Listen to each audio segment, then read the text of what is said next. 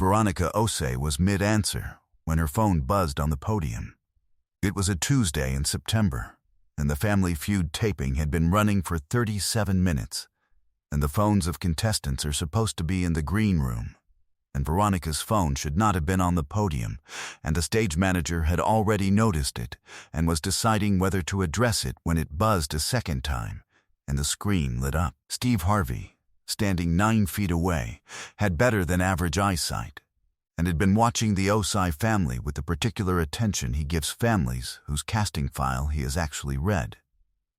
He saw the notification on the screen before Veronica did. He saw 5 words in the preview banner. He held up his hand to the floor manager. He held up his other hand toward the board. He said, "Stop the game." Veronica, who had been in the middle of an answer about household items, turned and saw Steve looking at her phone. And then she looked at her phone. The message was from a number she recognized as the medical center in Accra, Ghana. It said, "He is awake. He is asking for you." It was a Tuesday, and the Osei family had driven 4 hours from Charlotte to Atlanta. Veronica, her sister Patricia, Patricia's husband Emmanuel, Veronica's brother-in-law Kwame, and Kwame's teenage daughter Abina. They were a laughing family, expansive and warm, the kind that fills a green room with sound and makes the production staff genuinely happy to have them. Abina, who was 15, had done a game show trivia quiz the night before in the hotel room and won every round, and then refused to let it go until Patricia had threatened to put her in the hallway. The Osei family had a reason for coming that they had not fully articulated in the casting submission. The casting submission said they were a family that loved games and loved each other. Both were true. What it did not say, what Veronica had told only Patricia, was that their father, Emmanuel Sr., was in a hospital in Accra, Ghana, in a medically induced coma following a massive cardiac event 17 days earlier. He had collapsed at his shop, a small electronics repair business he had run for 31 years. The neighbors had called the ambulance. His wife, Veronica's mother, had been at his side at the hospital for 16 of the 17 days, sleeping in the chair beside his bed, eating food that the nurses brought her, calling Veronica every morning at 6 and every night at 9, with updates that were variations on the same news. Stable, unchanged, waiting. Veronica had not gone back to Ghana. She had wanted to. The flights were $1,400 each way. She had $890 in savings after the rent payment. She had called her mother every morning and every night and had said, "Tell him I'm coming as soon as I can." Her mother said, "He knows." Veronica did not know if that was true or if her mother was saying it to spare her. She did not ask. She had kept her phone. She knew it was against production protocol. She had been told to leave it in the green room. She had slipped it into her dress pocket during the final minute in the green room because she was not willing to be unreachable.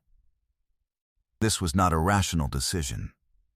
It was the decision of a daughter. She had put it on the podium because the pocket kept pressing against her hip when she moved, and the vibration would have been impossible to feel in the noise of a game show taping.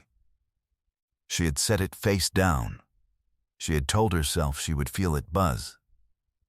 And that wasn't even the part that changed everything.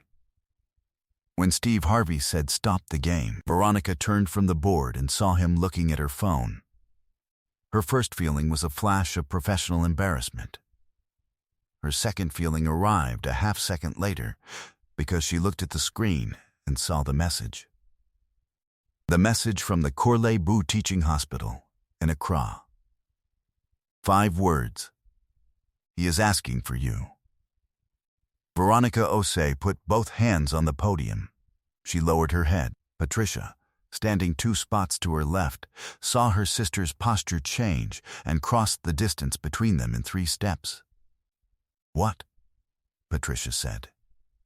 Veronica turned the phone toward her sister. Patricia made a sound. Steve Harvey was already moving. He was at the podium before the audience had fully processed what had stopped the game. He said, "Is everything okay?" Veronica could not immediately answer.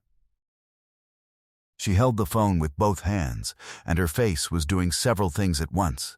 Relief and terror are very close to each other on the face when they arrive simultaneously, and the audience, who did not know what the message said, could not yet read which one was winning.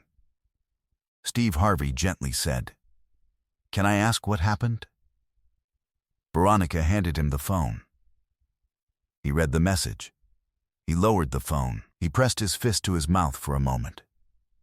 Then he said to the full studio audience, "I need everyone in this room to be very still right now, because something has happened that is more important than this show."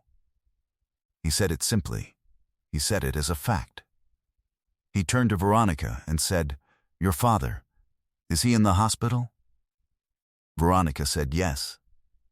Steve said, "Is he all right?" Veronica said, "He was in a coma. This message says he just woke up." She said it with the flatness of a woman who is not yet sure the word is real. The studio fell completely silent. 300 people did not move. A woman in the 5th row had her hand over her heart. A camera operator had stopped adjusting his lens. Steve Harvey did not deliberate. He pulled his phone from his jacket pocket and said, "We're going to call your father right now." A producer took one step forward. Steve said, "Sit down." He asked Veronica for the hospital number. She had it memorized, the way people memorize the numbers they call every morning and every night. Steve dialed. He put the call on speaker and held the phone at the center of the stage. 2 rings, 3. A woman answered in Twi. Patricia spoke back in Twi. There was a pause, then a sound that the studio heard, everyone in the building heard, before the family even translated it. A man's voice, thin, not yet strong, the voice of someone who has not used it in 17 days, but present and real and unmistakably conscious. The voice said, in English, one word, "Veronica?" Veronica Osai said her father's name. She said it the way people say a word they have been afraid to speak in case it didn't come back. Her father said her name again. He said, "I'm here." She said, "I know, Daddy. I know." The audience could not stay quiet. They wept, not politely. The full, unmanaged kind of weeping that people do when they are witnesses to something private and are grateful to be there. Steve Harvey had walked 2 paces away and stood with his back to the camera, his shoulders moving. He did not try to compose himself. He let it be what it was. The call lasted 9 minutes. The Family Feud stage, with its brightly lit board and its prize money signs and its game show architecture, held a daughter and her father across 8,000 miles of ocean for 9 minutes. When Veronica handed the phone back to Steve, her father's voice was still audible. He was telling her something in Twi that Patricia translated afterward as, "Tell them I said thank you." Steve Harvey held the phone up toward the ceiling as if the building had a roof that prayers could pass through. He says thank you. He was not done. He pulled out his personal credit card on live television, not a corporate card. His own. He told his business manager, called from the same stage, to book round-trip flights to Accra for Veronica and Patricia on the earliest available flight, economy upgraded to business class, and to ensure the charges were processed before the taping wrapped. He said, "She's not going to ask how she can afford it. She's just going to go." The business manager confirmed the booking in 11 minutes. The flight was the following Thursday. Veronica left for the airport from Atlanta without returning to Charlotte first. He announced both families would receive the full day's prize. The competing family, the Nyens from Houston, had not moved from their podium through any of it. Their matriarch, who had said nothing during the call, raised her hand and said only, in a voice the whole studio could hear, "Give her all of it." The episode aired 6 weeks later, in an edited version that still ran 8 minutes longer than a standard episode. The network approved the extra time without a meeting. The clip of Veronica Osai saying her father's name was viewed 267 million times in 13 days. The hashtag #HeisAsking was used in 41 countries. The full 9-minute call clip was uploaded to the show's official channel and has been viewed an additional 190 million times. 3 months after the taping, Emmanuel Senior Osai was discharged from Corlebu Teaching Hospital. He had required cardiac rehabilitation and a pacemaker, but he had walked out of the hospital on his own legs. His wife had walked beside him. Veronica and Patricia, who had been in Accra for 11 days and returned 2 weeks before his discharge, had watched via video call from Charlotte. A year after the taping, Emmanuel Senior Osai visited the United States for the first time. Veronica took him to dinner. Afterward, she asked if there was anything he wanted to see. He said he wanted to see the Family Feud stage. The actual stage, not on television, the real one. She called the production company. They said yes immediately. She took him on a Tuesday. He stood at the podium where she had stood when her phone buzzed, and he was quiet for a moment, and then he said, in English, "It's smaller than it looks."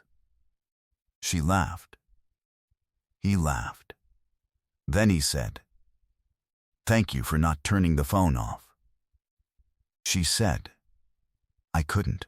She has not turned it off since. If this story about a phone that should have been in the green room and the 9 minutes that made it worth keeping moved you, make sure to subscribe and hit that thumbs up button. Share this video with someone who needs to know that staying reachable is sometimes the bravest thing you can do. Have you ever received a call or a message at the exact right moment? Let us know in the comments and ring that notification bell for more moments that remind us that love finds the signal, no matter the distance.